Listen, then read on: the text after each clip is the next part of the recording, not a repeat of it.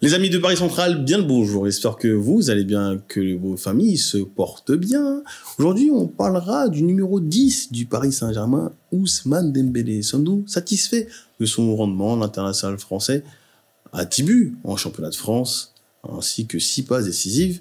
Et puis, il a une passe décisive en Coupe d'Europe, notamment en Ligue des Champions. Pour m'accompagner dans ce débat avec un Malien, Monsieur Souakata est avec nous.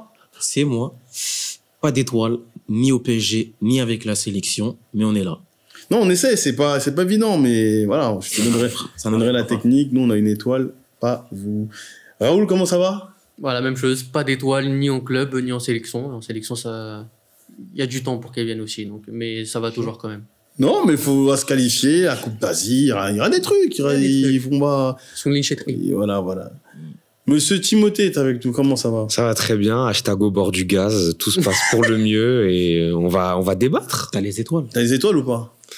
Ouais, si, quand même, on en profite. Très bien. On reste humble, mais on bon, en profite. Messieurs, Ousmane Dembélé, qu'on a mis en tant que leader d'attaque de ce Paris Saint-Germain édition 2024-2025.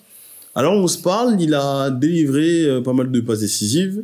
Il a mis pas mal de buts. C'est la première fois depuis la saison 2015-2016, donc depuis le Stade Rennais, qu'il a mis 10 buts en championnat. On s'en rappelle évidemment d'un match, un 5-2 face à l'Olympique de Marseille, avec un très bon Yoann Gourcuff, un très bon Ousmane Dembélé. Mais au PSG, c'est là, tout de suite. Timothée, est-ce qu'on est satisfait? Oui ou non? En Ligue 1, oui, quand même. Il fait une très bonne saison. 10 buts, 6 passes D à mi-parcours, c'est excellent. C'est quasiment un goal assist par match. En fait, il a les défauts de ses qualités. Très virevoltant, très percutant. Il donne le tournis à son vis-à-vis. Mais c'est vrai que on retient quand même aussi beaucoup les ratés. Il est pas toujours décisif dans les grands moments parce que moi, je l'ai souvent dit, même quand on parlait de son rendement en Ligue des Champions, c'est important. La Ligue 1, c'est important de gagner contre Saint-Etienne, contre Brest, contre ceci, contre cela. Et on est en droit de l'attendre. On l'attend en Ligue des Champions. Moi, je l'attends contre le Bayern. Je l'attends contre l'Atlético. Je l'attends même contre des Arsenal. C'est aussi... Beaucoup d'espoir aussi. Hein. Ouais. Oui, mais beaucoup. Il a ce statut de talent parce que c'est un joueur très talentueux. On le voit aussi être capable, par moment, en Ligue 1 ou même un petit peu l'an dernier, capable d'étincelles. Et moi, je suis désolé, j'estime que voilà, au vu du statut qu'il a et au vu des responsabilités qu'on lui a confiées dans le secteur offensif, il doit faire mieux et on est en droit d'en attendre pas mal de sa part. Est-ce que Raoul, toi, t'attends beaucoup de ce joueur-là, qui est pour certains considéré comme un grand joueur, d'autres juste comme un grand talent, d'autres comme un bon joueur avec des fulgurances? Quelle est ta vision par rapport à Ousmane Dembélé au Paris Saint-Germain? Alors, moi, dès son arrivée, j'ai toujours été critique parce que c'est un joueur que j'ai toujours critiqué, que ce soit au Barça, que ce soit même à Dortmund, que je l'ai trouvé assez surcoté, du coup. Parce qu'au final, il n'a pas réussi notamment à s'imposer en équipe de France. C'est un bon joueur, mais qui a du coup un gros plafond de verre. Et malgré ça, au PSG, je trouve que quand même, dans le contenu des matchs, c'est quand même satisfaisant, en fait. En fait, on juge un ailier à quoi? Quand même à sa capacité à percuter, à perforer des défenses, à créer des différences. À réussir les 2 contre 1. Ça, on va en parler. Mais, malgré tout, dans le contenu, ça reste quand même fort. Effectivement, on en attend du progrès dans ces statistiques. Il y en a cette saison quand même, malgré tout, comme tu viens de l'évoquer. C'est indéniable. Parce que 10 buts, 6 passes décisives, à la mi-saison, ça reste quand même des bonnes statistiques en Ligue 1, quoi. Maintenant, effectivement, moi, le gros problème, c'est que je lui reproche pas vraiment de rater des actions comme beaucoup d'élites peuvent en rater. Le problème, c'est que des actions vraiment faciles, il en rate. Qui paraissent faciles pour lui, en tout cas. Oui, parce que c'est quand même un joueur techniquement qui a du talent, le ballon lui colle au pied. Après, il y a toujours cette légende de il est ambidextre, etc. La réalité, c'est juste que si il a les 2 pieds, mais c'est juste que par contre, pour frapper, c'est pas son bon pied, c'est le pied droit, c'est lui-même qui le dit. Et encore. Donc maintenant, il y a des actions, par exemple le 2 contre 1 face à Girona, premier jaune. N'importe quoi, si on face au Stade Rennais aussi. C'est un scandale. Non, je pèse mes mots, c'est un scandale. Ça sort t'es un joueur professionnel, au-delà d'être un grand joueur, je sais pas quoi, t'es un joueur professionnel et tu joues au Paris Saint-Germain. Donc, à ce niveau-là, on peut avoir de l'exigence. Et pour moi, c'est même pas de l'exigence en soi. C'est juste le normal, en fait. Maintenant, là, par exemple, face à Saint-Etienne, il marque quand même un très joli but. Et aussi, on l'oublie souvent, je trouve qu'on parle pas assez de ce match. Face à Brest, en début de saison, il fait un match stratosphérique. Et je pèse mes mots, parce qu'en plus, comme je l'ai dit, c'était pas un joueur que je portais dans mon cœur. Il fait un match stratosphérique. À gauche, à droite, il frappe, il met un doublé, il est impliqué sur le dernier but de Randal Kolo Muani. Donc au final, pour moi, à la mi-saison, je lui mets quand même un 5,5, 6 sur 10. Oh, T'as dit tout ça pour mettre un 6 sur 10. c'est là, en fait. Parce que... Stratosphérique et pas. Ouais, mais un match. 5,5. Je dis un match. Stratosphérique, Mais pas- t'es viré. Waouh. Ouais, j'ai dit 6. Les gars, doucement, je lui mets au-dessus de la moyenne. De ce que t'as dit, t'as dit 5. Alors, attendez. J'ai dit 5,5, 6. Swakata, si, selon Raoul, il y a 5,5, 6, quel joueur du Paris Saint-Germain a plus de 5? Ah oui. Il y en a quand même. Il y en a Non, quand mais même. s'il a 5,5. Non, mais il y a Hakimi, Pacho, Marquinhos, Vitinha, Neves. Non, mais, Et c'est tout. Je suis pas sûr. bon, 5,5, Mais- ce n'est pas mon jugement. Mais j'espère que c'est pas le vôtre. maintenant, par rapport à Ousmane Dembélé, sur le rendement qu'on dit, Ousmane Dembélé, c'est un élève qui, cours de sport, arts plastiques, musique, il va avoir des 17, des 18 sur 20. Et quand il s'agit dans le cours de français, de mathématiques, d'histoire géo, 11, 12, 10, 8,5, c'est ça le problème. Après, C'est que face dans au les- Barça, il met un doublé. Non, mais face au Barça, c'est... Ouais, mais c'est pas la bonne saison. C'était il y a 9 ans. Ça, on est d'accord. Ouais, c'était... Mais- c'était Mais, six mois. on est d'accord. très bien. Parce Parce que si c'est je pas te la bonne prends- saison. parce que si je te fais la liste de tous les matchs en Ligue des Champions Paris Saint-Germain, là, la moyenne, c'est pas à virer, hein. C'est exclusion définitive et tu le revois plus. Ça, le problème avec Dembélé, c'est que dans les matières au coefficient faible, il va être excellent. Mais dans les matières où c'est coefficient 10, coefficient 12, il est pas bon. Il est pas au rendez-vous. Le championnat, c'est un coefficient important. Non, par rapport à la Ligue des Champions. C'est important, mais C'est un... Parce C'est qu'en fait, le en contre fait, continu. là, Le championnat, c'est le contre continu. ce que je constate, c'est que, en réalité, on dit Hakimi forcément meilleur joueur. Oui, mais accompagné de Dembélé et peut-être accompagné de qui d'autre en Ligue 1.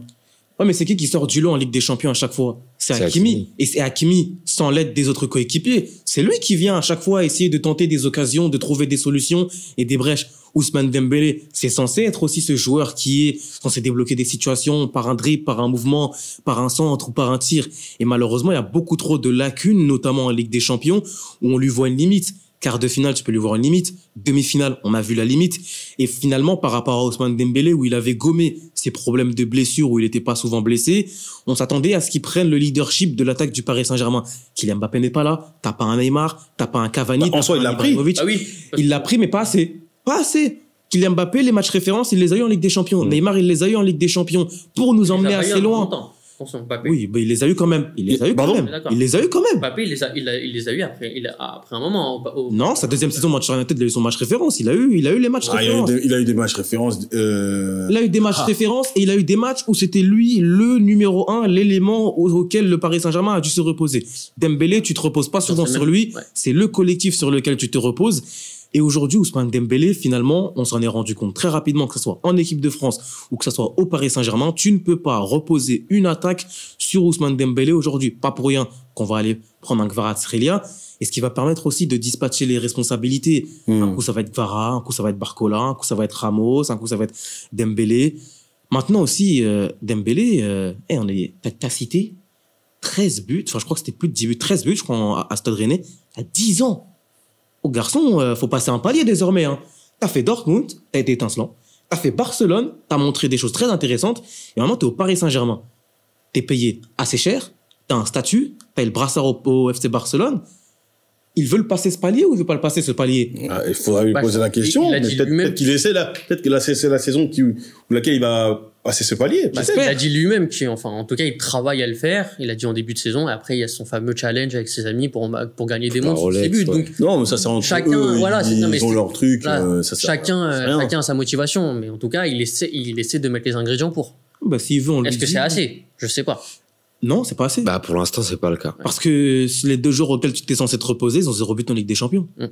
C'est problématique. Ouais, c'est vrai que dans la compétition reine, il y a un problème. C'est scandaleux. C'est Il y a un problème, il y a un gros problème. Si on est censé. Et même l'attitude contre le Bayern, le rouge. Ah oui, Ça, c'est pas bon. C'est du foutage Non, de c'est gueule. pas bon. Il y a ça, il y C'est avait pas deux. bon. C'est une faute Voilà. professionnelle. Mais Pour moi, il y a ça qui met un. si nous, au Paris Saint-Germain, on veut des grandes ambitions, on veut que le Paris Saint-Germain soit un grand club européen. Parce que j'ai l'impression qu'aujourd'hui, le discours, il a tendance à se diluer. Si le discours, il se dilue, bon, ok, on se contente de ce que fait Dembélé, on va se coucher et tranquille, on met le réveil à 7h30. Si on a des grandes ambitions, comme les supporters du Real Madrid, comme les supporters de Liverpool, non, t'es pas satisfait de ce que fait Dembélé aujourd'hui. T'en attends plus. Tu veux voir une ligne de stats intéressante. En fait, à l'image de son équipe, il fait pas mal de choses intéressantes. Par contre, quand ça arrive dans la zone des vérités, c'est beaucoup plus compliqué. Ouais, Et en fait, c'est ça. Je pense que les deux, en fait, Barcola et Dembélé, ils résument parfaitement la saison du PSG, en fait. Et c'est ça le problème. Sauf que Barcola, il a 22 ans. Exactement. Et tu touches un point important. J'ai l'impression qu'on juge Dembélé. On fera un match Barcola-Dembélé. Ouais. J'ai l'impression qu'on juge. Parce que il y aura pas mal d'arguments à dire. Dembélé, on le juge comme un espoir. C'est comme des Rashford, c'est comme certains joueurs où on juge encore comme des éternels espoirs. Ouais, voilà. Comme s'ils avaient 21 ans. Il a 27 ans, Dembélé. 27 piges! Et il a très peu progressé devant le but. Il a de la bouteille, c'est pareil. On s'est rendu compte très récemment, le Roi Sané a 29 ans. Dembélé aussi en a 27. C'est des joueurs qui prennent de l'âge. Ouais, c'est effrayant. Ils sont plus jeunes. Sterling a 30 ans. Non, mais Sterling, on est au courant. Tu vois, c'est des joueurs auxquels tu les voyais aller très très haut. Et finalement, tu fais le bilan de où tu les voyais.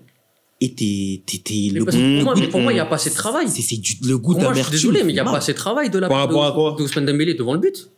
Devant le but.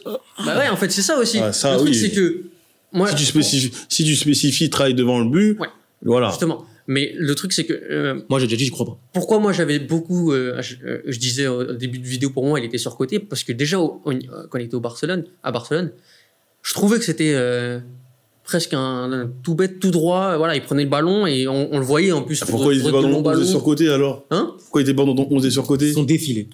Voilà. Ouais, parce que pour moi, c'est vrai que j'aurais pu y penser, mais à ce moment-là, dans les T'as mis des noms. dans les offensifs, il y avait quand même pas mal de joueurs. Mais du coup, tu me fais perdre mon discours.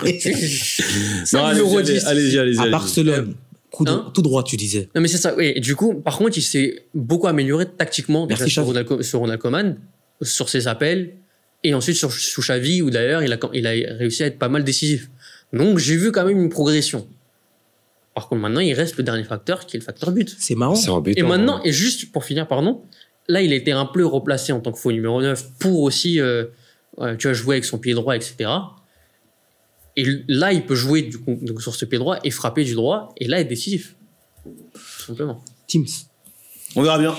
Non, mais il y a, tu sais, on dit, il progresse pas devant le but, mais il a mis 10 buts. Ah, bah, là. Mais il a eu combien d'occasions? Sacré paradoxe. C'est ça. Il a eu combien d'occasions? On verra bien, messieurs. Toujours est-il que Paris Central progresse. Attendez 20 000 abonnés sur l'année 2024. On va essayer de progresser sur l'année 2025. Tout comme le Paris Saint-Germain, qui va essayer de progresser. Le match face à Saint-Etienne a montré de belles choses de la part d'Ousmane Dembélé. Peut-être un leadership, peut-être une remise en question avec l'arrivée de Vicha Kvaratskhelia. On verra bien, les amis. N'hésitez pas à commenter, donner vos avis sur Ousmane Dembélé, votre numéro 10, notre numéro 10. Et n'oubliez pas, ici, c'est Paris.